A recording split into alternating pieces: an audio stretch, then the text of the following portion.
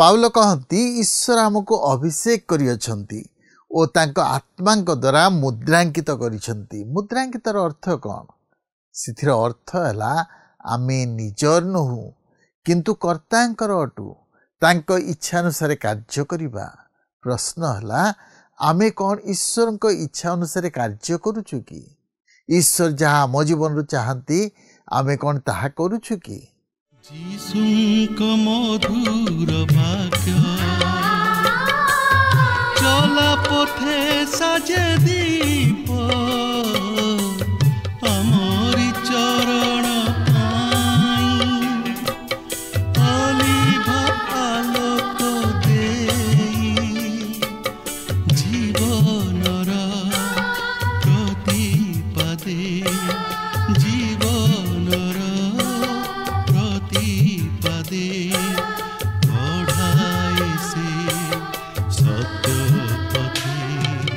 पथ प्रदर्शिका से जे पथ प्रदर्शिका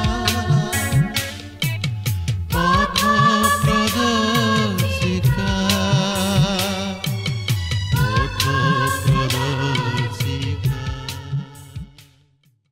प्रिय दर्शक बंधु नमस्कार। प्रभु जीशु मधुर नाम आपण को आज पथ प्रदर्शिका कार्यक्रम को स्वागत करुअछि। पुणी थे यह कार्यक्रम मध्य दे आपण सहित साक्षात करिवार सुजोग पाइथिबारु प्रभु को धन्यवाद दिए। प्रभु आपण को बहुल भाव में आशीर्वाद करंतु।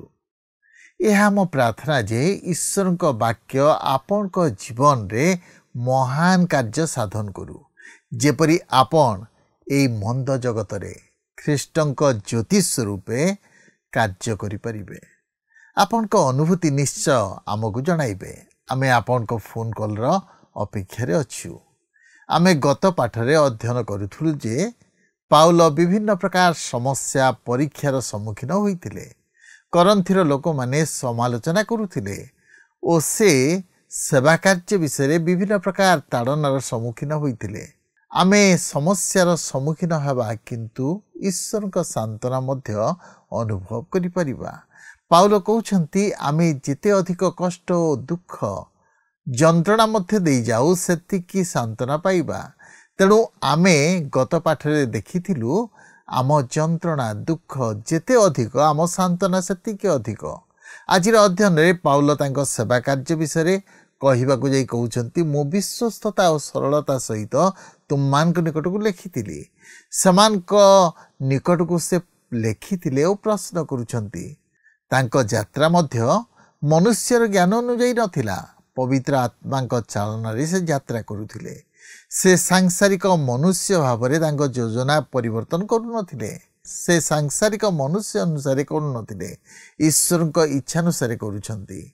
आमे ईश्वर को इच्छा अनुसार कार्य कला बेले जितेबाला विभिन्न प्रकार समस्यार सम्मुखीन हो समालोचनार शिकार हो आम मनरे कौन चिंता आसे? आमे ईश्वर को प्रश्न करू कहीं मो प्रति। पाउल मनरे हुए तो से चिंता आसथिबो। तबे आसंतु आज आलोचना मध्य को जीवा पूर्व आमे एक भक्तिमूलक गीत सुनिबा।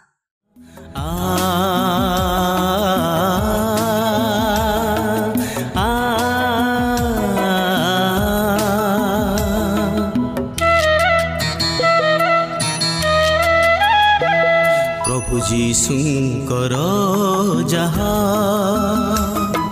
संतोष जनक ताहा अनुसंधान कर अनुसंधान कर ताहा अनुसंधान कर अनुसंधान कर।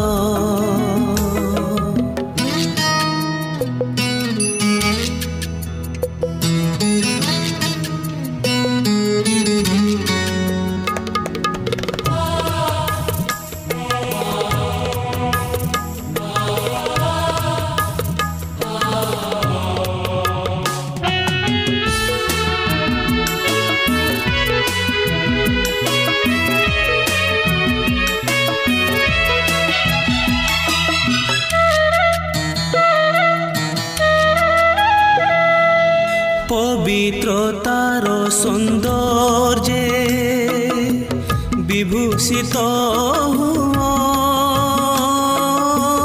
বিভূষিত হুয়া।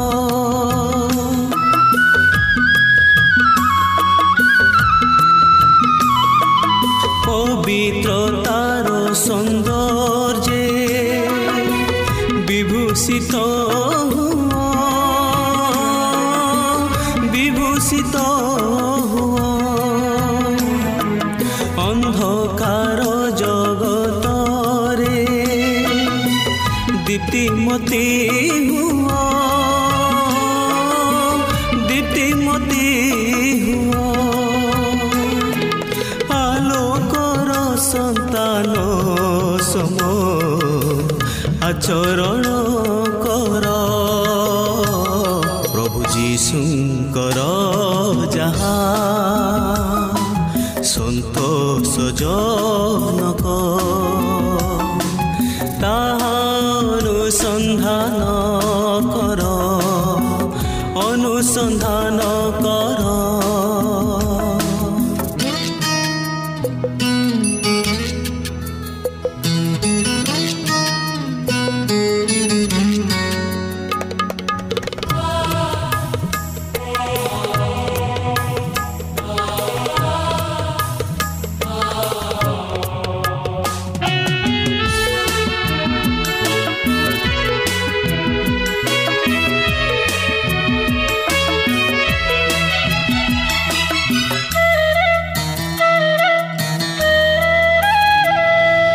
ପ୍ରଭୁଙ୍କର କଥାଟିକୁ ନୀତି କହି ଯାଅ,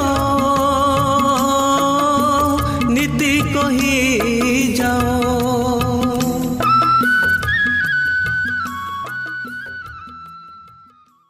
ଆଜି ଆମେ ସେହି ଦ୍ୱିତୀୟ କରିନ୍ଥୀୟ ପତ୍ରର ପ୍ରଥମ ପର୍ବର 13 ପଦରୁ ଆରମ୍ଭ କରି 24 ପଦ ପର୍ଯ୍ୟନ୍ତ ଅଧ୍ୟୟନ କରିବାକୁ ଯିବା। ଆଜି ମଧ୍ୟ ଆମମାନଙ୍କର ଆଲୋଚନାର ମୁଖ୍ୟ ପ୍ରସଙ୍ଗ ହେଉଛି ଜୀବନର ଯୋଜନାଗୁଡ଼ିକ ପ୍ରତି ଈଶ୍ୱରଙ୍କର ସାନ୍ତ୍ୱନା। ଗତ ପାଠରେ ଆମେ ଦେଖିଥିଲୁ ଯେ ଈଶ୍ୱର କ୍ଲେଶ ମଧ୍ୟ ଦେଇ ସାନ୍ତ୍ୱନା ଦେଇଥାନ୍ତି ଓ ସେ ଖ୍ରୀଷ୍ଟ ବିଶ୍ୱାସୀମାନଙ୍କୁ ସେହିପରି ଅନୁଭୂତିର ମଧ୍ୟ ଦେଇ କଢ଼ାଇ ନେଇଥାନ୍ତି ଯେପରି ସେମାନେ ଈଶ୍ୱରଙ୍କ ଅନୁଗ୍ରହର ଅଧିକାରୀ ହେବା ସଙ୍ଗେ ସଙ୍ଗେ ଅନ୍ୟମାନଙ୍କୁ ମଧ୍ୟ ତହିଁର ଅଂଶୀ କରାଇପାରନ୍ତି।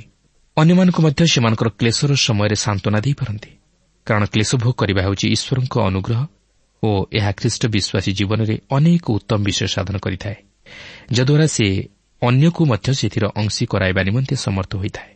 ପ୍ରେରିତ ପାଉଲ ତାହା ହିଁ ଏହି ପତ୍ରରେ କରିନ୍ଥୀୟ ମଣ୍ଡଳୀର ଖ୍ରୀଷ୍ଟ ବିଶ୍ୱାସୀମାନଙ୍କୁ ଅବଗତ କରାଇ ଦିଅନ୍ତି ଓ ସେମାନଙ୍କୁ ସାନ୍ତ୍ୱନା ତଥା ଉତ୍ସାହ ପ୍ରଦାନ କରନ୍ତି। ତେବେ ଆଜି ମଧ୍ୟ ଆମେ ତହିଁର କ୍ରମଶଃ ଅଧ୍ୟୟନ କରି ଆଲୋଚନା କରିବାକୁ ଯିବା। ପ୍ରିୟ ବନ୍ଧୁ, ଆଜି ଯଦି ଆପଣ କ୍ଲେଶ ମଧ୍ୟ ଦେଇ ଗତି କରୁଅଛନ୍ତି ଓ ଆପଣ ଈଶ୍ୱରଙ୍କ ଇଚ୍ଛାର ବଶୀଭୂତ ଅଟନ୍ତି, ତାହେଲେ ଆପଣଙ୍କ ଜୀବନ ଅନ୍ୟମାନଙ୍କ ପ୍ରତି ସାକ୍ଷ୍ୟ ସ୍ୱରୂପ ହୋଇପାରିବ ଓ ଆପଣ ଅନ୍ୟମାନଙ୍କୁ ମଧ୍ୟ ସାନ୍ତ୍ୱନା ଦେଇପାରିବେ। ଆପଣ ଈଶ୍ୱରଙ୍କ ଅନୁଗ୍ରହର ଅଧିକାରୀ ହେବା ସଙ୍ଗେ ସଙ୍ଗେ ଅନ୍ୟମାନଙ୍କୁ ମଧ୍ୟ ସେହି ଅନୁଗ୍ରହର ଅଂଶୀ କରାଇପାରିବେ, କାରଣ ଈଶ୍ୱର ଆପଣଙ୍କୁ ସେହି କ୍ଲେଶ ମଧ୍ୟ ଦେଇ ଗତି କରିବାକୁ ଅନୁମତି ଦେଇଅଛନ୍ତି, ଯେପରି ଅନ୍ୟମାନେ ତଦ୍ୱାରା ଉପକୃତ ହେବାକୁ ପାରନ୍ତି। ଦେଖନ୍ତୁ, ଦ୍ୱିତୀୟ କରିନ୍ଥୀୟ ପ୍ରଥମ ପର୍ବର 13 ପଦରୁ 15 ପଦ ମଧ୍ୟରେ ଏହିପରି ଲେଖା ଅଛି, କାରଣ ତୁମ୍ଭେମାନେ ଯାହା ଯାହା ପାଠ କରି ବୁଝିପାର, ସେହିସବୁ ବିନା ଆମ୍ଭେମାନେ ତୁମମାନଙ୍କ ନିକଟକୁ ଆଉ କିଛି ଲେଖୁନାହୁଁ। ପୁଣି ଆମ୍ଭମାନଙ୍କ ପ୍ରଭୁ ଯୀଶୁଙ୍କ ଦିନରେ ତୁମେମାନେ ଯେ ପ୍ରକାରେ ଆମ୍ଭମାନଙ୍କ ଦର୍ପର କାରଣ, ସେହି ପ୍ରକାରେ ଆମ୍ଭେମାନେ ଯେ ତୁମମାନଙ୍କ ଦର୍ପର କାରଣ, ଏହା ତୁମେମାନେ ଯେପରି ଆମମାନଙ୍କ ବିଷୟରେ ଆଂଶିକ ଭାବରେ ବୁଝିଅଛ, ସେପରି ଶେଷ ପର୍ଯ୍ୟନ୍ତ ବୁଝୁଥିବ ବୋଲି ମୁଁ ଭରସା କରୁଅଛି। ଆଉ ତୁମେମାନେ ଯେପରି ଦ୍ୱିତୀୟ ଥର ଅନୁଗ୍ରହ ଲାଭ କରିପାର। ପାଉଲ ଏଠାରେ କହନ୍ତି, ମୁଁ କ'ଣ ତୁମମାନଙ୍କ ନିମନ୍ତେ ପ୍ରଥମ ଥର ଆଶୀର୍ବାଦର କାରଣ ହୋଇନଥିଲି? ବର୍ତ୍ତମାନ ମୁଁ ଦ୍ୱିତୀୟ ଥର ଆସୁଅଛି ଓ ମୁଁ ତୁମମାନଙ୍କ ପ୍ରତି ଆଶୀର୍ବାଦ ଜନକ ହେବାକୁ ଚାହେଁ। 16 ଓ 17 ପଦରେ ଲେଖା ଅଛି, ପୁଣି ତୁମମାନଙ୍କ ନିକଟ ଦେଇ ମାକିଦୋନିଆକୁ ଯାଇ ଓ ପୁନର୍ବାର ମାକିଦୋନିଆରୁ ତୁମମାନଙ୍କ ନିକଟକୁ ଆସି ତୁମମାନଙ୍କ ସାହାଯ୍ୟରେ ଜିହୁଦା ପ୍ରଦେଶକୁ ଯାତ୍ରା କରିପାରେ, ଏଥିପାଇଁ ମୁଁ ସେହି ବିଶ୍ୱାସରେ ପ୍ରଥମରେ ତୁମମାନଙ୍କ ନିକଟକୁ ଯିବା ପାଇଁ ଇଚ୍ଛା କରୁଥିଲି। ତେବେ ଏହି ପ୍ରକାର ଇଚ୍ଛା କରିବାରେ ମୁଁ କ'ଣ ଲଘୁ ଭାବରେ ଆଚରଣ କରିଥିଲି? ଅବା ମୁଁ ଯାହା ସଂକଳ୍ପ କରିଥାଏ ତାହା କ'ଣ ସାଂସାରିକ ଭାବରେ କରିଥାଏ ଯେ ମୋହର କଥା ହଁ ଓ ନା ଉଭୟ ହୁଏ? ପାଉଲ ଆଶା କରିଥିଲେ ଯେ ସେ କରିନ୍ଥକୁ ଯିବା ନିମନ୍ତେ ସମର୍ଥ ହୋଇପାରିବେ ବୋଲି, ମାତ୍ର ସେ ଏପର୍ଯ୍ୟନ୍ତ ସେଠାକୁ ଯାଇପାରି ନ ଥିଲେ। କରିନ୍ଥରେ ଥିବା ତାହାଙ୍କର କେତେକ ଶତ୍ରୁ କହୁଥିଲେ ଯେ ପାଉଲ ଯାହା କହନ୍ତି ତାହା କରନ୍ତି ନାହିଁ। ସେମାନେ ତାହାଙ୍କର ଅବିଶ୍ୱସ୍ତତା ନିମନ୍ତେ ତାହାଙ୍କୁ ଦୋଷାରୋପ କଲେ। ମାତ୍ର ପାଉଲ ସେମାନଙ୍କୁ କହନ୍ତି ଯେ ସେ ପ୍ରକୃତରେ ବିଶ୍ୱସ୍ତ ଥିଲେ। ସେ କହନ୍ତି ଯେ ଯେତେବେଳେ ସେ ହଁ ବୋଲି କହନ୍ତି ତାହା ହଁ ବୋଲି ସେ ଭାବନ୍ତି ଓ ଯେତେବେଳେ ସେ ନା ବୋଲି କହନ୍ତି ତାହା ନା ବୋଲି ଭାବନ୍ତି। ତାହାଙ୍କର ହଁ କଥା ହଁ ଓ ନା କଥା ନା ହୋଇଥାଏ। ଆଜି ଖ୍ରୀଷ୍ଟ ବିଶ୍ୱାସୀମାନେ ସେହିପରି ସେମାନଙ୍କର କଥାରେ ବିଶ୍ୱସ୍ତତା ରକ୍ଷା କରିବା ଉଚିତ। ସେମାନେ ଯାହାକୁ ଯାହା ପ୍ରତିଶ୍ରୁତି ଦେଇଥାନ୍ତି ତାହାକୁ ରକ୍ଷା କରିବା ଉଚିତ। ସେମାନଙ୍କ ହଁ କଥା ହଁ ଓ ନା କଥା ନା ହେବା ଉଚିତ। ଆଜି ପ୍ରତ୍ୟେକ ଖ୍ରୀଷ୍ଟ ବିଶ୍ୱାସୀ ଏହିପରି ଆଦର୍ଶ ରକ୍ଷା କରିବା ଉଚିତ। 18 ପଦରେ ଲେଖା ଅଛି, କିନ୍ତୁ ଈଶ୍ୱର ବିଶ୍ୱାସ୍ୟ, ଏଣୁ ତୁମମାନଙ୍କ ପ୍ରତି ଆମ୍ଭମାନଙ୍କ ବାକ୍ୟ ହଁ ଓ ନା ହୁଏ ନାହିଁ। ଦେଖନ୍ତୁ, ଏଠାରେ ପାଉଲ କହିନଥିଲେ ମୁଁ ନିଶ୍ଚୟ ଆସିବି ଓ ତାପରେ ମୁଁ ଆସିବି ନାହିଁ। କାହିଁକି? ଯେହେତୁ ଈଶ୍ୱର ତାହାଙ୍କୁ ଚାଳନା ଦେଇଥିଲେ, ସେ ଈଶ୍ୱରଙ୍କ ଇଚ୍ଛା ଅନୁଯାୟୀ ପରିଚାଳିତ ହେଉଥିଲେ। ତେଣୁକରି ସେ ଈଶ୍ୱରଙ୍କ ଇଚ୍ଛା ବିରୁଦ୍ଧ କାର୍ଯ୍ୟ କରିବା ପାଇଁ ଚାହୁଁନଥିଲେ। 19 ପଦରେ ଲେଖା ଅଛି, କାରଣ ଈଶ୍ୱରଙ୍କ ପୁତ୍ର ଖ୍ରୀଷ୍ଟ ଯୀଶୁ ଯିଏ ଆମ୍ଭମାନଙ୍କ ଦ୍ୱାରା ଅର୍ଥାତ୍ ମୋ ଦ୍ୱାରା ଏବଂ ସିଲୱାନ ଓ ତିମୋଥୀଙ୍କ ଦ୍ୱାରା ତୁମମାନଙ୍କ ମଧ୍ୟରେ ପ୍ରଚାରିତ ହେଲେ, ସେ ହଁ ଓ ନା ହୋଇନାହାନ୍ତି, ବରଂ ତାହାଙ୍କଠାରେ ହଁ ହୋଇଅଛି। ପାଉଲ ଯେଉଁ ସୁସମାଚାର ପ୍ରଚାର କରିଥିଲେ ତାହା ଅତି ଚମତ୍କାର, ଆଉ ଏହା ନିଶ୍ଚିତ ଓ ସତ୍ୟ ଥିଲା। ଏହା ହଁ ଥିଲା।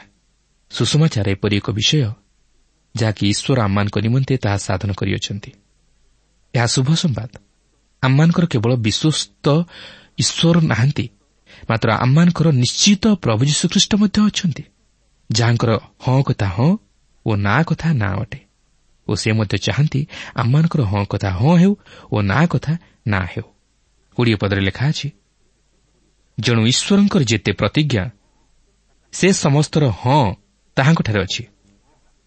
ଏଥିସକାଶେ ମଧ୍ୟ ତାହାଙ୍କ ଦ୍ୱାରା ଈଶ୍ୱରଙ୍କୁ ଗୌରବ ଉଦ୍ଦେଶ୍ୟରେ ଆମ୍ଭେମାନେ ଆମେନ୍ କହିଥାଉ। ଆପଣ ଦେଖନ୍ତୁ, ପ୍ରତ୍ୟେକଟି ବିଷୟ ଖ୍ରୀଷ୍ଟଙ୍କଠାରେ ନିଶ୍ଚିତ ଓ ସମ୍ଭବ। ଈଶ୍ୱର ଆପଣଙ୍କ ନିମନ୍ତେ ଯେଉଁ ସମସ୍ତ ପ୍ରତିଜ୍ଞା କରିଅଛନ୍ତି ତାହା ସେ ସାଧନ କରିବେ ଓ ସେ ଆପଣଙ୍କ ଜୀବନ ଦ୍ୱାରା ମଧ୍ୟ ତାହାଙ୍କର ପ୍ରତିଜ୍ଞାକୁ ସଫଳ କରିବାକୁ ଚାହାନ୍ତି। କାରଣ ଈଶ୍ୱର ଯାହା ପ୍ରତିଜ୍ଞା କରିଅଛନ୍ତି ତାହା ସେ ନିଶ୍ଚିତ ଭାବେ ସାଧନ କରିଅଛନ୍ତି ଓ କରିବେ ମଧ୍ୟ, କାରଣ ସେ ପ୍ରତିଜ୍ଞାରେ ବିଶ୍ୱସ୍ତ ପରମେଶ୍ୱର ଓ ସେ ତାହା ଖ୍ରୀଷ୍ଟଙ୍କ ମଧ୍ୟ ଦେଇ ସାଧନ କରିଅଛନ୍ତି। କାରଣ ଖ୍ରୀଷ୍ଟ ତହିଁର ସଫଳତା। 21-22 ପଦରେ ଲେଖା ଅଛି, ପୁଣି ଯେ ଆମମାନଙ୍କୁ ତୁମମାନଙ୍କ ସହିତ ଖ୍ରୀଷ୍ଟଙ୍କଠାରେ ସ୍ଥିର କରନ୍ତି, ପୁଣି ଆମ୍ଭମାନଙ୍କୁ ଅଭିଷେକ କରିଅଛନ୍ତି ସେ ଈଶ୍ୱର। ସେ ମଧ୍ୟ ଆମ୍ଭମାନଙ୍କୁ ମୁଦ୍ରାଙ୍କିତ କରିଅଛନ୍ତି ଓ ଆମ୍ଭମାନଙ୍କ ହୃଦୟରେ ପବିତ୍ର ଆତ୍ମାଙ୍କୁ ବଇନା ସ୍ୱରୂପେ ଦାନ କରିଅଛନ୍ତି। ଆପଣ ଦେଖନ୍ତୁ, ବର୍ତ୍ତମାନ ଏଠାରେ ଆପଣଙ୍କର କେବଳ ବିଶ୍ୱସ୍ତ ଈଶ୍ୱର ନାହାନ୍ତି, ସତ୍ୟ ଈଶ୍ୱର ନାହାନ୍ତି, କେବଳ ସତ୍ୟ ପ୍ରଭୁ ଯୀଶୁଖ୍ରୀଷ୍ଟ ନାହାନ୍ତି, ମାତ୍ର ଏଥିସହିତ ମଧ୍ୟ ପବିତ୍ର ଆତ୍ମା ଆପଣଙ୍କ ହୃଦୟରେ ବାସ କରନ୍ତି। ଆଉ ମୁଁ ବିଶ୍ୱାସ କରେ ଯେ ଏଠାରେ ଏହି ଉକ୍ତି ମଧ୍ୟରେ ଆଜି ଆପଣଙ୍କର ସମ୍ପୂର୍ଣ୍ଣ ପବିତ୍ର ଆତ୍ମାଙ୍କର କାର୍ଯ୍ୟ ରହିଅଛି। ଲେଖା ଅଛି ଯେ ଆଜି ଆମମାନଙ୍କୁ ତୁମମାନଙ୍କ ସହିତ ଖ୍ରୀଷ୍ଟଙ୍କଠାରେ ସ୍ଥିର କରନ୍ତି। ବର୍ତ୍ତମାନ ପ୍ରଶ୍ନ ହେଉଛି, ଆପଣ କିପରି ସ୍ଥିର ହୁଅନ୍ତି?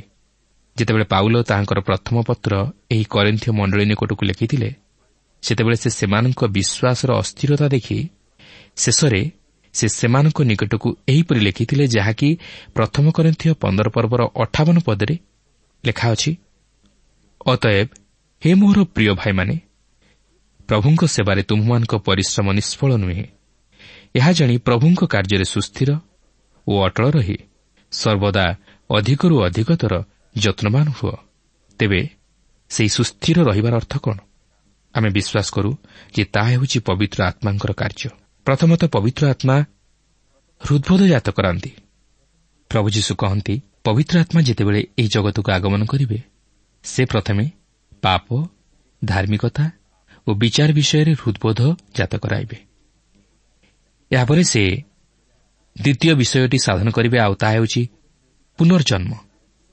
ଯଦି ଆମ୍ଭେମାନେ ସେହି ସମସ୍ତ ବିଷୟରେ ହୃଦ୍ବୋଧ ପାଇ ଆମମାନଙ୍କର ପାପ ସବୁ ସ୍ୱୀକାର କରି ପ୍ରଭୁ ଯୀଶୁଖ୍ରୀଷ୍ଟଙ୍କୁ ଉଦ୍ଧାରକର୍ତ୍ତା ରୂପେ ଗ୍ରହଣ କରୁ, ସେ କେବଳ ଆମମାନଙ୍କୁ ଆତ୍ମିକ ଜୀବନରେ ନୂତନୀକୃତ କରନ୍ତି ନାହିଁ, ମାତ୍ର ସେ ମଧ୍ୟ ଆମମାନଙ୍କ ହୃଦୟରେ ବାସ କରନ୍ତି।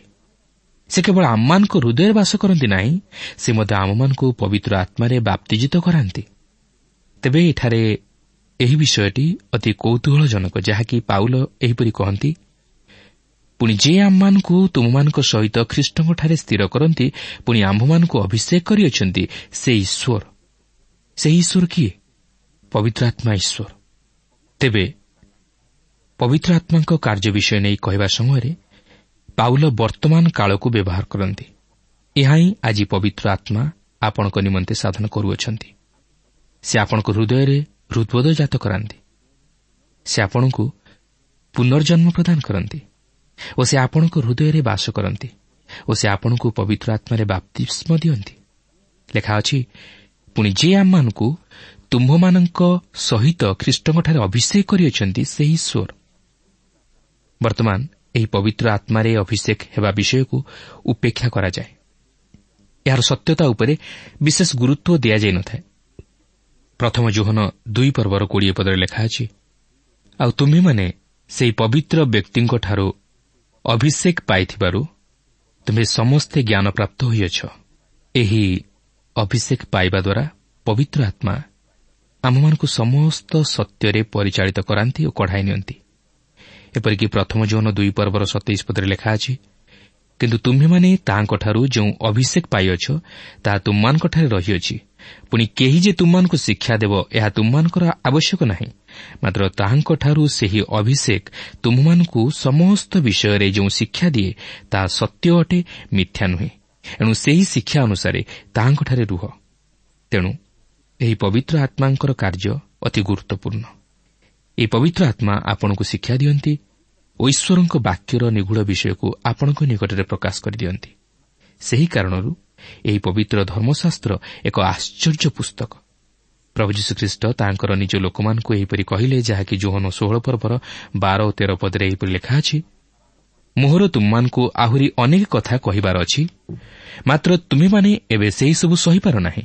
କିନ୍ତୁ ସେ ଅର୍ଥାତ୍ ସତ୍ୟମୟ ଆତ୍ମା ଆସିଲେ ସେ ପଥ ଦେଖାଇ ତୁମମାନଙ୍କୁ ସମସ୍ତ ସତ୍ୟରେ ପ୍ରବେଶ କରାଇବେ, କାରଣ ସେ ଆପଣାଠାରୁ କଥା କହିବେ ନାହିଁ, ମାତ୍ର ଯାହା ଯାହା ଶୁଣିବେ ସେହିସବୁ କହିବେ, ପୁଣି ଆଗାମୀ ବିଷୟ ସବୁ ତୁମମାନଙ୍କୁ ଜଣାଇବେ।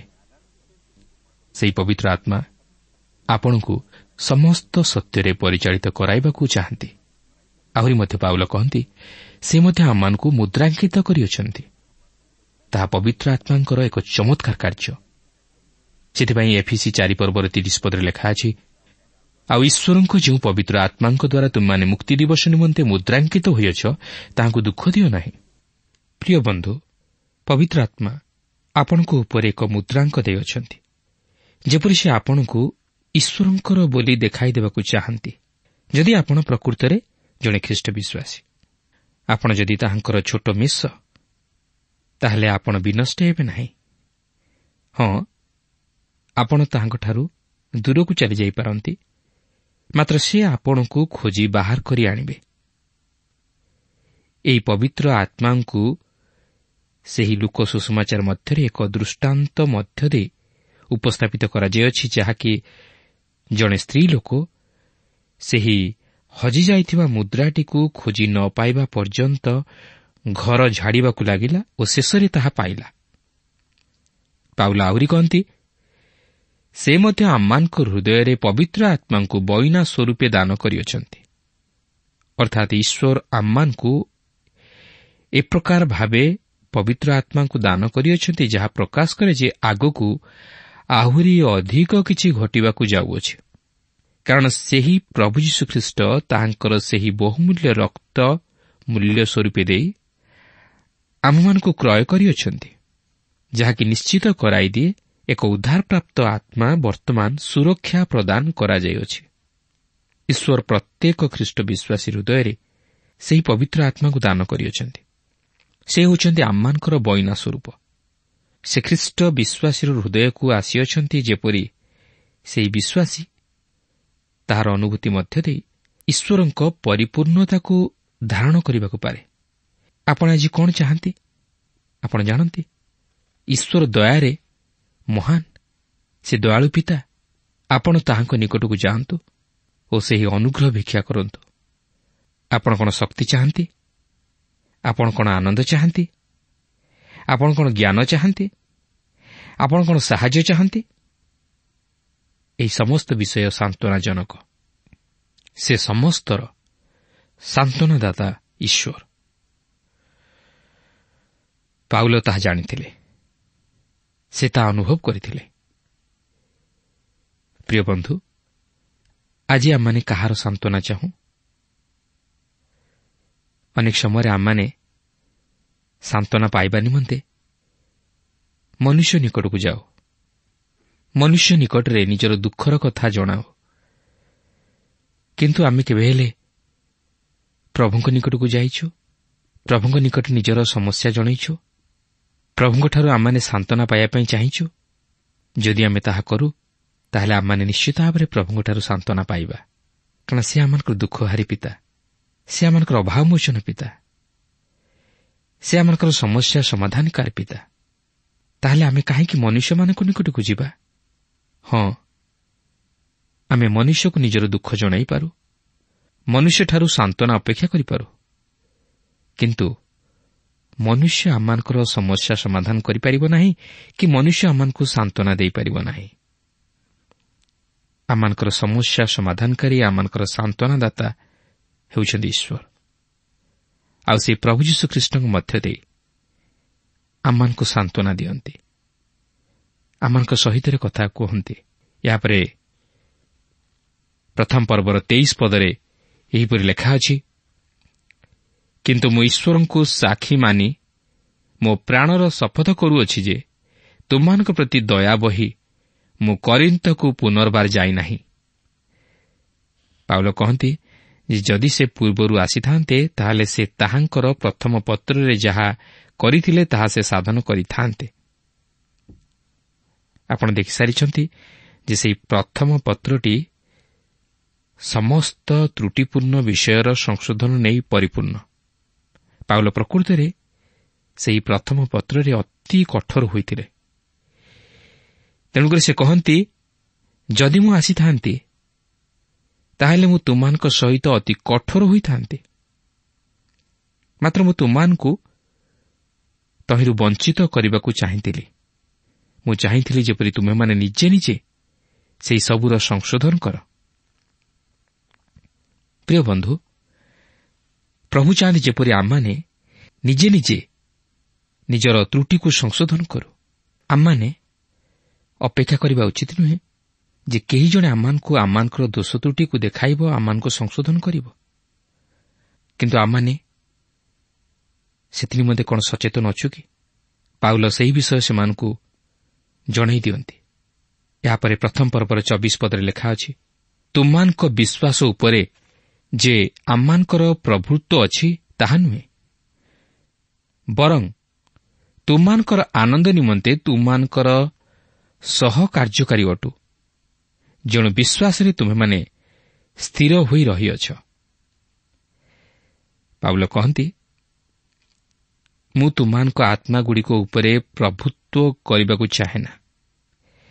ତୁମମାନଙ୍କର ଖ୍ରୀଷ୍ଟଙ୍କଠାରେ ସମ୍ପୂର୍ଣ୍ଣ ସ୍ୱାଧୀନତା ଅଛି। ମୁଁ କେବଳ ତୁମମାନଙ୍କର ଆନନ୍ଦର ସାହାଯ୍ୟକାରୀ ହେବାକୁ ଚାହେଁ। ଯେହେତୁ ବିଶ୍ୱାସରେ ତୁମେମାନେ ସ୍ଥିର ହୋଇ ରହିଅଛ, ତୁମେମାନେ ପ୍ରଭୁ ଯୀଶୁଙ୍କୁ ଜାଣିଅଛ, ତୁମେମାନେ ତାହାଙ୍କୁ ଉଦ୍ଧାରକର୍ତ୍ତା ରୂପେ ଗ୍ରହଣ କରିଅଛ, ଆଉ ତୁମେମାନେ ତାହାଙ୍କଠାରେ ବିଶ୍ୱାସରେ ସ୍ଥିର ହୋଇ ରହିଅଛ। କିନ୍ତୁ ମୁଁ କେବଳ ତୁମମାନଙ୍କର ଆନନ୍ଦର ସାହାଯ୍ୟକାରୀ ହେବାକୁ ଚାହେଁ, ଯେପରି ତୁମେମାନେ ବାସ୍ତବ ଭାବରେ ପ୍ରଭୁଙ୍କ ଆନନ୍ଦର ସହଭାଗୀ ହୁଅ। ପ୍ରିୟ ବନ୍ଧୁ, ଆପଣ ଓ ମୁଁ ଆମେ ମଧ୍ୟ ଆମମାନଙ୍କର ବିଶ୍ୱାସରେ ସ୍ଥିର ହୋଇ ରହିବା ଉଚିତ।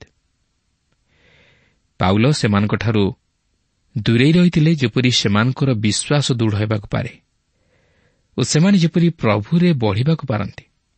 ତେଣୁକରି ଏହି କାରଣରୁ ଈଶ୍ୱର ମଧ୍ୟ ଖ୍ରୀଷ୍ଟ ବିଶ୍ୱାସୀମାନଙ୍କୁ ଅନେକ କ୍ଲେଶ ଓ ସମସ୍ୟା ତଥା ଜଟିଳ ପରିସ୍ଥିତି ମଧ୍ୟ ଦେଇ ଗତି କରିବାକୁ ଦିଅନ୍ତି, ଯେପରି ସେମାନେ ବିଶ୍ୱାସରେ ବଳିଷ୍ଠ ହେବା ସଙ୍ଗେ ସଙ୍ଗେ ପ୍ରଭୁରେ ବୃଦ୍ଧି ଲାଭ କରନ୍ତି। ସେଦିନ ଯେତେବେଳେ ଶିଷ୍ୟମାନେ ସେହି ନୌକାରେ ଗାଲିଲି ସମୁଦ୍ର ପାର ହେଉଥିଲେ, ସେତେବେଳେ ସେମାନଙ୍କ ଜୀବନ ପାଇଁ ମୋତେ ଝଡ଼ ଆସିଲା। ସେମାନେ ବିବ୍ରତ ହୋଇଗଲେ। ମାତ୍ର ସେହି ପରିସ୍ଥିତିରେ ପ୍ରଭୁ ସେମାନଙ୍କ ସହିତ ଥାଇ ସେମାନଙ୍କୁ ବିଶ୍ୱାସରେ ବଳିଷ୍ଠ କରାଇଲେ। ଆଉ ଠିକ୍ ସେହି ପ୍ରକାର ଯେତେବେଳେ ଆମମାନେ ଆମମାନଙ୍କ ଜୀବନରେ ସମସ୍ୟା ମଧ୍ୟ ଦେଇ ଗତି କରୁ, ସେତେବେଳେ ପ୍ରଭୁ ଆମମାନଙ୍କ ସହିତ ଥାଆନ୍ତି, ଆଉ ସେ ଆମମାନଙ୍କୁ ବିଶ୍ୱାସରେ ବଳିଷ୍ଠ ହେବା ପାଇଁ ସାହାଯ୍ୟ କରନ୍ତି। ତେଣୁ ଖ୍ରୀଷ୍ଟଙ୍କଠାରେ ବିଶ୍ୱାସ କରିବା ଦ୍ୱାରା ଆପଣ ଯଦି ସମସ୍ୟା ବା କ୍ଲେଶ ମଧ୍ୟ ଦେଇ ଗତି କରୁଅଛନ୍ତି, ତାହେଲେ ଦୁଃଖ କରନ୍ତୁ ନାହିଁ, ବରଂ ଆନନ୍ଦ କରନ୍ତୁ, କାରଣ ତାହା ଆପଣଙ୍କ ପ୍ରତି ଈଶ୍ୱରଙ୍କ ଅନୁଗ୍ରହ, ଯେପରି ଆପଣ ବିଶ୍ୱାସରେ ବଳିଷ୍ଠ ହୁଅନ୍ତି। ପ୍ରଭୁ ପ୍ରତ୍ୟେକଙ୍କୁ ଆଶୀର୍ବାଦ କରନ୍ତୁ। ମୋର ବିଶ୍ୱାସ ଆଜିର କାର୍ଯ୍ୟକ୍ରମ ଆପଣଙ୍କୁ ନିଶ୍ଚୟ ଭଲ ଲାଗିଥିବ ଓ ଆପଣ ଆତ୍ମିକ ଜୀବନରେ ଉପକୃତ ହୋଇଥିବେ। ଆମେ ଅଧ୍ୟୟନ କଲୁ ଯେ ପାଉଲ ଈଶ୍ୱର ଦେଇଥିବା ବିଶ୍ୱାସକୁ ଦୃଢ଼ ଭାବେ ଧରିଥିଲେ। ସେ ମନୁଷ୍ୟର ଜ୍ଞାନ ଅନୁସାରେ କାର୍ଯ୍ୟ କରୁନଥିଲେ, ତଥାପି ତାଙ୍କୁ ସମାଲୋଚନା ମଧ୍ୟ ଦେଇଯିବାକୁ ପଡ଼ିଥିଲା। ପାଉଲ କହନ୍ତି, ଈଶ୍ୱର ଆମକୁ ଅଭିଷେକ କରିଅଛନ୍ତି, ତାଙ୍କ ଆତ୍ମାଙ୍କ ଦ୍ୱାରା ମୁଦ୍ରାଙ୍କିତ କରିଅଛନ୍ତି। ମୁଦ୍ରାଙ୍କିତର ଅର୍ଥ ହେଲା ଆମେ ନିଜର ନୋହୁଁ, କିନ୍ତୁ କର୍ତ୍ତାଙ୍କର ଅଟୁ। ଆମେ ନିଜ ଇଚ୍ଛା ଅନୁସାରେ କୌଣସି କାର୍ଯ୍ୟ କରିପାରିବା ନାହିଁ, କିନ୍ତୁ ଆମ କର୍ତ୍ତାଙ୍କ ଇଚ୍ଛା ଅନୁସାରେ କାର୍ଯ୍ୟ କରିବା। ଆମେ ଯେତେ ଜଣ ତାଙ୍କ ନିକଟକୁ ଆସୁ, ସେ ଆମମାନଙ୍କୁ ମୁଦ୍ରାଙ୍କିତ କରନ୍ତି, ଯେପରି ଆମେ ତାଙ୍କ ଇଚ୍ଛା ଅନୁସାରେ ଈଶ୍ୱରଙ୍କ କାର୍ଯ୍ୟ କରିପାରିବା। ଆଜି କ'ଣ ଆମେ ତାଙ୍କ ନିକଟରେ ନିଜକୁ ସମର୍ପଣ କରିଛୁ କି? ତାଙ୍କଠାରେ ସମ୍ପୂର୍ଣ୍ଣ ବିଶ୍ୱାସ କରୁଛୁ କି? କରନ୍ଥୀ ମଣ୍ଡଳୀର ବିଶ୍ୱାସୀମାନେ ପ୍ରଶ୍ନ କରୁଥିଲେ ଯେ ସେ ଈଶ୍ୱରଙ୍କ ଦ୍ୱାରା ପ୍ରେରିତ ନୁହନ୍ତି। ପାଉଲ ତାଙ୍କ ଦ୍ୱିତୀୟ ପତ୍ରରେ ସ୍ପଷ୍ଟ କରିଦେଇଥିବା ଆମେ ଲକ୍ଷ୍ୟ କରୁଛୁ। ଆଜି ତ ଆମ ସମୟ ଶେଷ ହୋଇଗଲାଣି। ପରବର୍ତ୍ତୀ କାର୍ଯ୍ୟକ୍ରମରେ ପୁଣି ଆପଣଙ୍କ ସହିତ ସାକ୍ଷାତ ହେବ, କିନ୍ତୁ ଆପଣଙ୍କଠାରୁ ବିଦାୟ ନେବା ପୂର୍ବରୁ ଆସନ୍ତୁ ପ୍ରାର୍ଥନା କରିବା। ଦୟାଳୁ ସ୍ୱର୍ଗସ୍ଥ ପିତା, ଆମେ ତୁମର ଧନ୍ୟବାଦ କରୁଅଛୁ। ପ୍ରଭୁ ଧନ୍ୟବାଦ ଦେଉଅଛୁ, ତୁମେ ଆମମାନଙ୍କ ପ୍ରାର୍ଥନା ଶ୍ରବଣକାରୀ ଈଶ୍ୱର। ପ୍ରଭୁ ଧନ୍ୟବାଦ ଦେଉଅଛୁ, ତୁମେ ଆମମାନଙ୍କୁ ତୁମ ସେବା କାର୍ଯ୍ୟ ନିମନ୍ତେ ଆହ୍ୱାନ କରିଛ। ଯଦିଓ ପ୍ରଭୁ ଜୀବନରେ ବିଭିନ୍ନ ପ୍ରକାର ସମସ୍ୟା, ଦୁଃଖ, ନିନ୍ଦା, ତାଡ଼ନା ଆସିପାରେ, କିନ୍ତୁ ପ୍ରଭୁ ତୁମେ ଆମମାନଙ୍କ ସହିତ ଅଛ। ପ୍ରଭୁ ତୁମ ଅନୁଗ୍ରହ ଯେ ଆମମାନଙ୍କ ଜୀବନ ପାଇଁ ପ୍ରଚୁର, ତୁମ ସାନ୍ତ୍ୱନା ଯେ ଆମମାନଙ୍କ ଜୀବନ ପାଇଁ ପ୍ରଚୁର, ସେଥିପାଇଁ ଆମେ ତୁମର ଧନ୍ୟବାଦ କରୁଅଛୁ। ଏହି ସମୟରେ ପୁଣି ଥରେ ନିଜ ନିଜକୁ ତୁମ ନିକଟରେ ରଖୁଛୁ। ପ୍ରଭୁ ତୁମେ ଆମ ପ୍ରତ୍ୟେକଙ୍କ ସହିତ ଈଶ୍ୱର ହୁଅ। ଆମମାନଙ୍କୁ ତୁମରି ଶକ୍ତି, ସାମର୍ଥ୍ୟ, ବଳ ଦେଇ ତୁମ ଗୌରବାର୍ଥ ବ୍ୟବହାର କର। ତୁମେ ଆମମାନଙ୍କ ଜୀବନରେ ପ୍ରଭୁ ଆଶ୍ଚର୍ଯ୍ୟ କାର୍ଯ୍ୟ ସାଧନ କର। ପ୍ରଭୁ ଏହି ସମୟରେ ପୁଣି ଥରେ ନିଜ ନିଜକୁ ତୁମ ନିକଟରେ ସମର୍ପଣ କରି ଏହି ପ୍ରାର୍ଥନା ଆମମାନଙ୍କ ନିମନ୍ତେ ପ୍ରାଣ ଦେଇଥିବା ପ୍ରିୟ ଯୀଶୁଙ୍କ ନାମରେ ମାଗିଲୁ, ଆମେନ୍। ବହୁତ ବହୁତ ଧନ୍ୟବାଦ। ପ୍ରଭୁ ଆପଣଙ୍କୁ ଆଶୀର୍ବାଦ କରନ୍ତୁ। ଗତ ପ୍ରଶ୍ନର ଉତ୍ତରଟି ହେଲା ସି ପାଉଲ।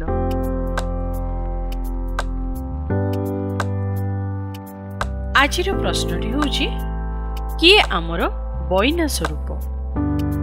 ଏ ବ୍ୟବସ୍ଥା, ବି ସୁସମାଚାର, ସି ଅନୁତାପ, ଡି ପବିତ୍ର ଆତ୍ମା।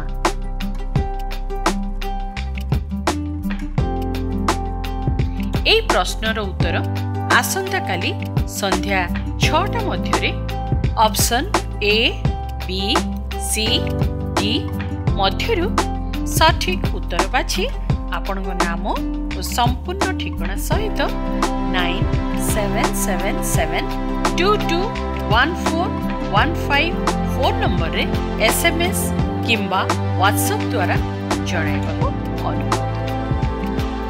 जदि आपको आम कार्यक्रम भल लगुच तेबे 0444908126 रे मिस्ड कॉल दे विजय होई परिबे। गत सप्ताहर विजय दर्शक बंधु हेले गजपति नयमी नायक और परिवार।